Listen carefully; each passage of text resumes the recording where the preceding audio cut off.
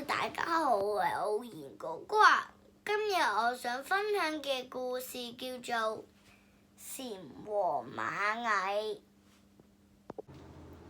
炎熱的夏天，蟬看見螞蟻在不停地工作着，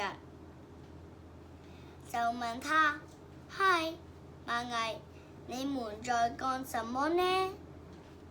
螞蟻說：我們在運糧食哦。你在幹什麼呢？我在唱歌哦。你們聽我的歌聲多響亮，知了知了。螞蟻不理他，忙着運糧食去了。夏天和秋天很快就過去了，冬天將要來臨。蟬這才想起家裏一點糧食都沒有，怎麼過冬呢？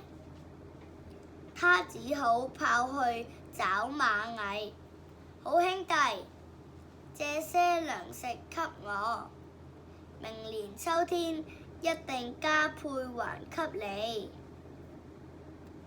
螞蟻說：你唱了一個夏天的歌，現在才想到要糧食，不如再跳一個冬天的舞吧。